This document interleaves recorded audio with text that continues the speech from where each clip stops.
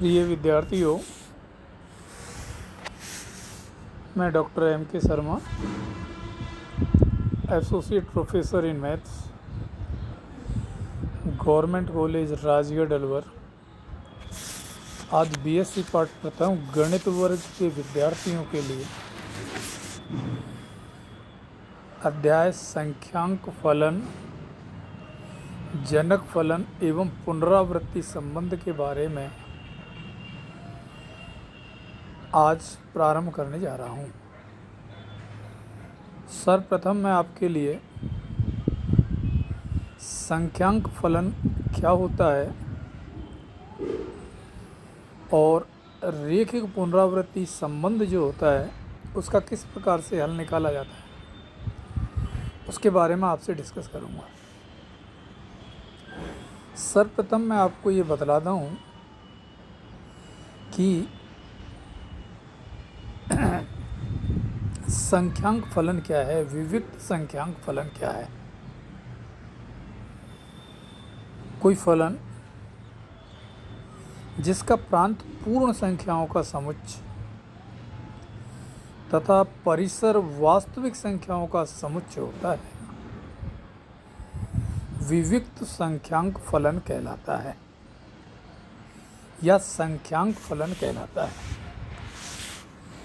विद्यार्थियों, पूर्ण संख्याओं को प्रतीक रूप में W से और वास्तविक संख्याओं को प्रतीक रूप में कैपिटल R से व्यक्त करते हैं। तो विविक्त संख्यांक फलन हमारा F कहें या AR कहें, ये W से अर्थात पूर्ण संख्याओं से वास्तविक संख्याओं पर एक फलन होता है, जहाँ W विविक्त संख्यांक फलन का प्रांत और R विविक्त संख्यांक फलन का परिसर होता है। संख्यांक फलन को यहाँ पर इस अध्याय में हम F से न व्यक्त करके AR से व्यक्त करेंगे। इस R के मान यहाँ पर हम 0, 1, 2 इस तरीके से रखें। इसको अपन AR भी लिख दें और A भी लिख सकते हैं, उससे आप भ्रमित नहीं हो। A और AR दोनों बराबर होते हैं और जब R के मान रखेंगे तो विविक्त संख्यांक फलन अपने पास में A0, A1 इस तरीके से प्राप्त होगा। ये आपको थोड़ा ध्यान रखने की बात है। संख्यांक फलनों का जो योगफल और गुणनफल है वो सामान्य नियम के तहत जैसे सामान्य संख्याओं में करते हैं वैसे ही होता है।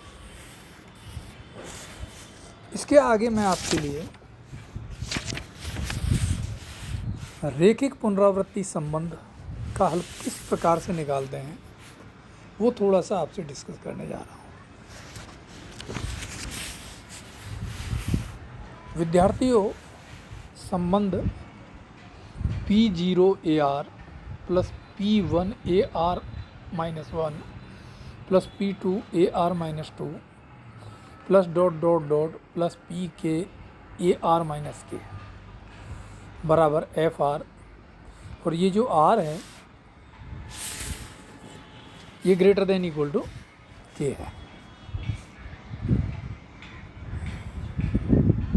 इस तरीके का जो संबंध होता है उसको अपन रेखिक पुनरावृत्ति संबंध के नाम से जानते हैं।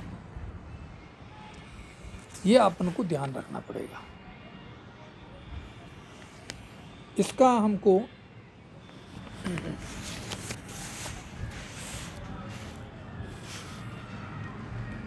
हल निकालना है।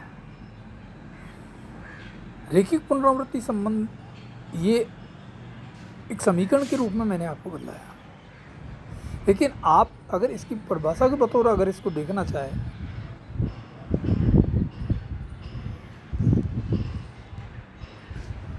तो हम इस तरीके से कहेंगे, संख्यांक फलन ए आर के लिए एक समीकरण अर्थात एक सूत्र जो किसी आर के लिए ए आर को उसके एक या अधिक पूर्ववर्ती से संबद्ध करता है, एक पुनरावृत्ति संबंध कहलाता है। जैसे ए आर लिया हमने, इसको इसके पूर्ववर्ती एक या एक से अधिक अर्थात ए आर बराबर हम लिख दें ए आर माइनस 1 प्लस ए आर माइनस 2। तो ये एक पुनरावृत्ति संबंध होता है। तो ये थोड़ा ध्यान में रखने की बात है। अब हम इसका हल कैसे निकालेंगे वो हम आपको बताते हैं। ये जो समीकरण हमको दिया हुआ है ये एक रैखिक पुनरावृत्ति संबंध है। इसका हल निकालने के लिए सर्वप्रथम हम इसका पूरक फलन निकालेंगे और उसके बाद में इसका विशेष हल निकालेंगे।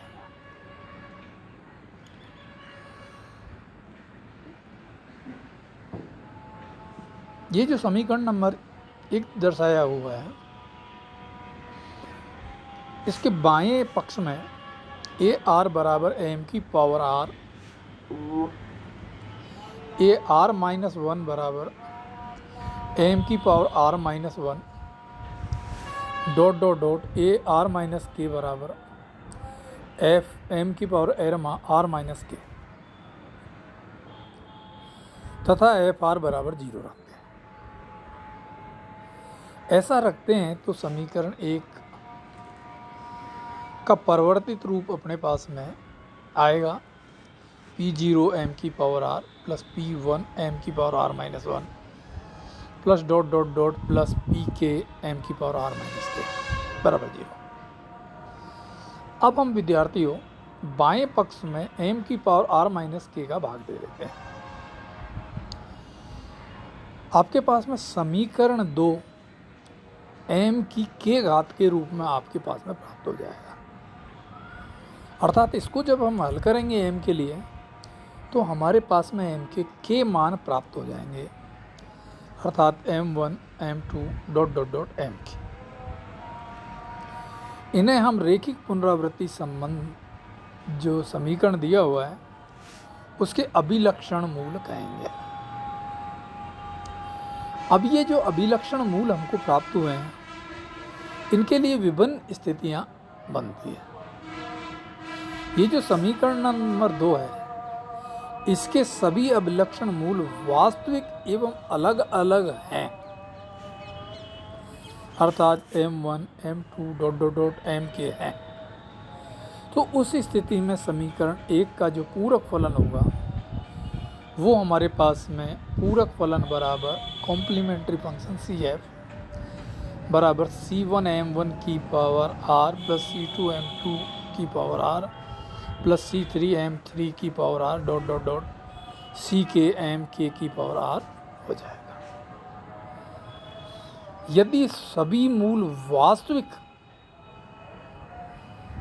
और समान हो जाएं, अर्थात m1 बराबर m2 बराबर m3 dot dot dot mk हो जाए, जिसको हम m कह दें, तो ऐसी स्थिति में हमारे पास में जो पूरक फलन आएगा CF वो आ जाएगा विद्यार्थियों C1 plus C2r plus C3r square plus dot dot dot plus CK r की पावर k माइनस 1 m की पावर।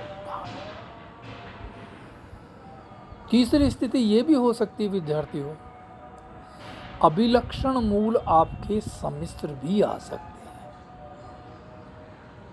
अर्थात m बराबर एल्फा प्लस आयोटा बीटा आए। उस स्थिति में हमारे पास में जो पूरक फलन होगा उसका मान सी एफ बराबर alpha square plus beta square की पावर आर बटे 2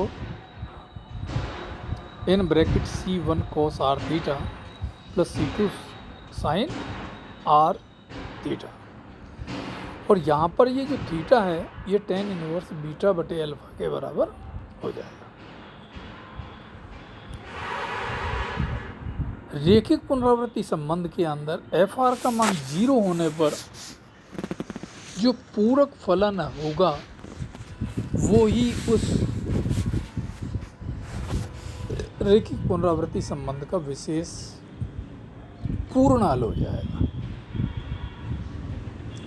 लेकिन जब एफ आर का मान 0 नहीं होगा तब हमको विशेष हल निकालना पड़ेगा और उस विशेष हल के लिए यहाँ पर विभिन्न केस उत्पन्न होंगे। जैसे अपने पास में पर्टिकुलर इंटीग्रल के लिए होते थे।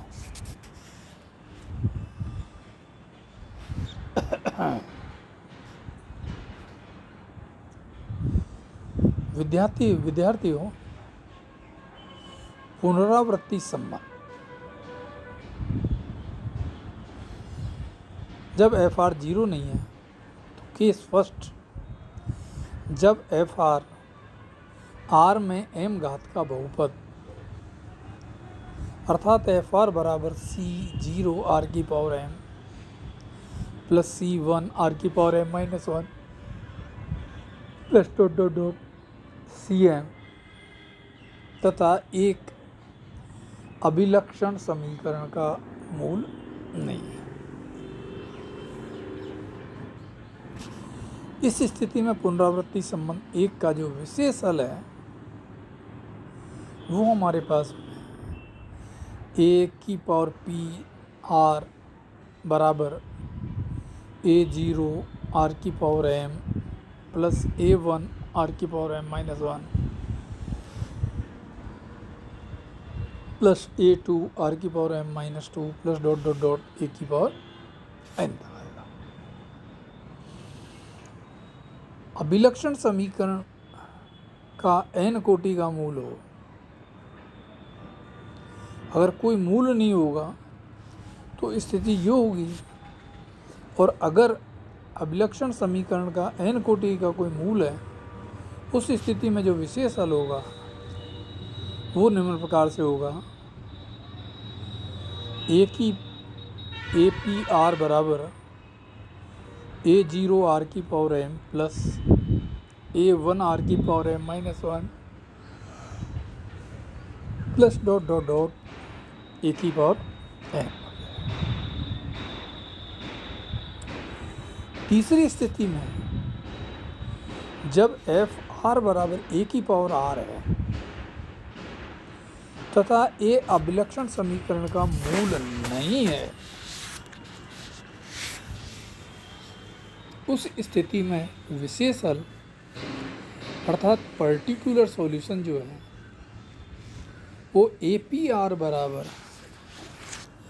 के टाइम्स ए आर, जहाँ के अचर संख्या है, ये हो पाएगा।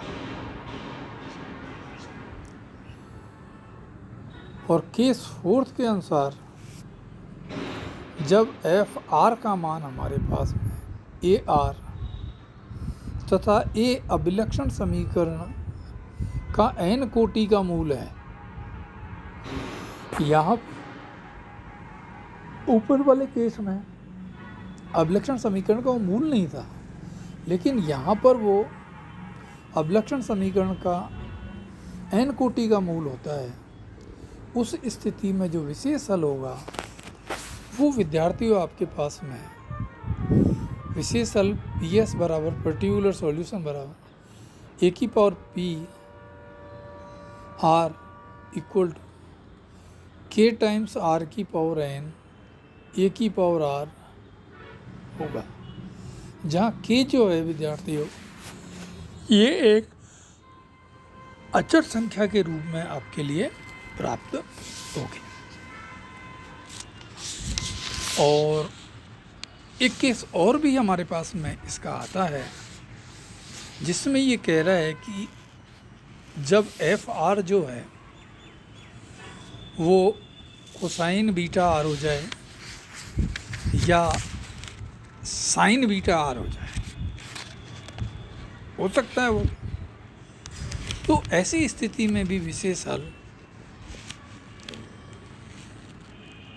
जो है पर्टिकुलर सॉल्यूशन ए की पावर पी आर बराबर A1 cos beta R plus A2 sine beta R होगा, जहाँ A1 A2 अचर संख्याएं हैं।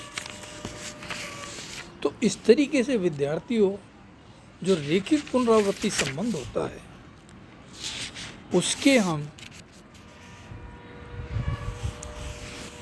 पूरक फलन और विशेष समाकल निकाल के उसका पूर्ण हल निकाल सकते हैं। इनके कुछ उदाहरण मैं आपके पास में अगले व्याख्यान में लिंक के माध्यम से आपको उपलब्ध करवाऊंगा।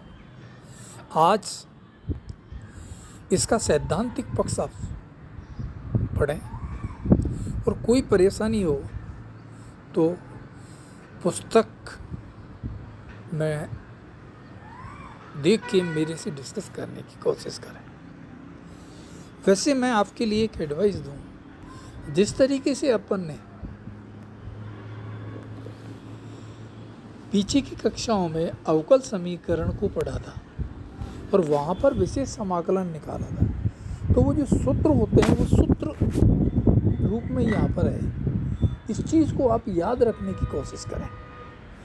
अगर याद रह जाएंगे तो ये सवाल बड़े सुगमता से आपसे हो जाएंगे। धन्यवाद। आज का व्याख्यान यहीं समाप्त करते हैं। अगले व्याख्यान में इससे आगे अपना अध्ययन करेंगे।